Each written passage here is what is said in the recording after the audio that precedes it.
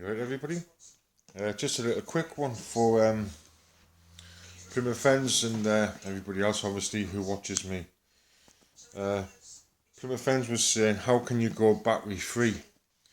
Right? The lad wears an earpiece. He's deaf. He's got a hearing aid, and it takes those little watch batteries. I've never seen any rechargeable little batteries like that. This is my point again on prepping for things that like your health and stuff. You know, I've mentioned a couple of times, I'm at that age now where everything's going the wrong way, you know what I mean? So you've got to put into the factor your own personal abilities. The only thing I could suggest, Plymouth Fenns, is that you get an old-fashioned type of hearing aid, which takes the batteries and then get rechargeable batteries, but I really don't know, mate. I don't know. But along the lines of trying to get battery free, you know, you've got your solar chargers and stuff, right? I'm going along those lines of ditching out batteries, right? But because batteries will fail, just a couple of things I've come up with, right? Or what I've used in the past, which have come down, right? I've got a couple of light sticks there. They should never be underrated. You should try to put these in all your little kits you've got. Just happens I get those from Mad Dog Survival on his eBay shop there. So sort of light sticks is always a high recommendation. But I'll just pause it quickly and I'll open these 3 boxes and I'll show you. I've relatively just put that together, right? That's an everlasting light box. Similar in there, right? But I'll just pause it and open these 3 tins up just to show you. Right, that's them open up there, look. There's a head torch, snap light. I've got a little hand generator in there. Come back to that, right? So that hand generator can charge that torch. And I do believe in the back of here, right, I'm going to do a video, right, but anything that's rechargeable like that, if it's a AAA size battery, the normal size, so that would be a AAA size battery, rechargeable batteries in the back of there. So you get rechargeable batteries. Just on that, I don't recommend this until it's absolutely grid down and, you know, chaos is all hit everywhere. But those little solar ornaments that people buy from the pound shop, they've generally got rechargeable batteries in, and that's a solar charger. Okay, here's a bit of a more substantial thing. Again, look, little cam lights everywhere, every kit if you can. I've showed you these before. Little crank power torches. Power B they're called. I've got 3 or 4 of them knocking about. They're quite good. So crank power torches. There's another crank power torch in there.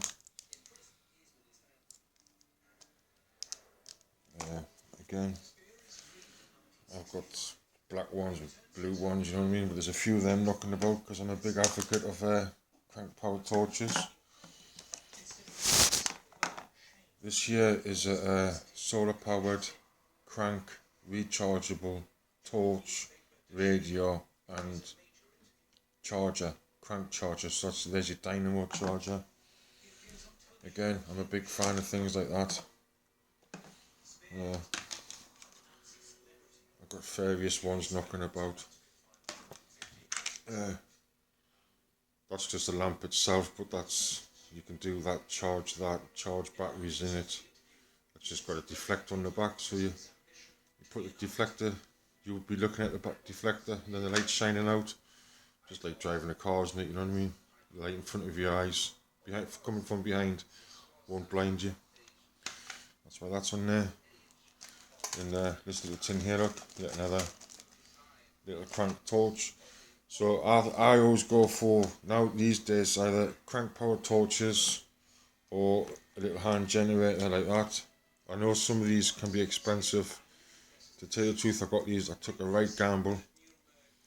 I bought about 6 of these, 2 of them failed. 4 of them work. But this type here, I don't know, but it does work. They do work, right? I can get that charged with it. I do try my kit. So that's a USB rechargeable one.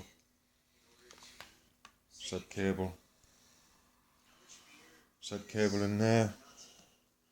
So these radios here that I've got.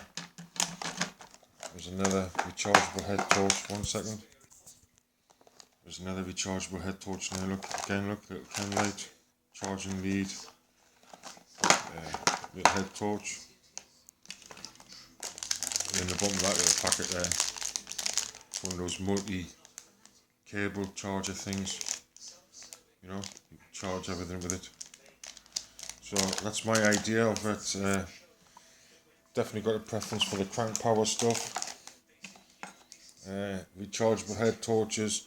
I've got other torches that I have rechargeable, but they're taking the batteries, and it's the 18650 batteries. I'm not keen on them 1650 batteries, only because out in the field you're less likely to come across them, whereas you're more likely to come across the A batteries, if you like, you know, your double A's and your triple A's.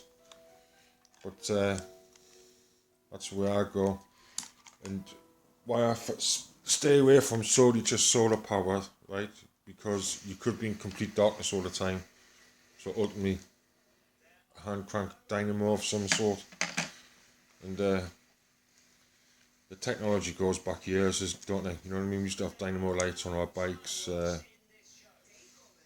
Radio systems, you used to get a hand crank dynamo, you know. So it was like communication radios. So, you know, old school but works. But crank power torches, I don't think you can beat.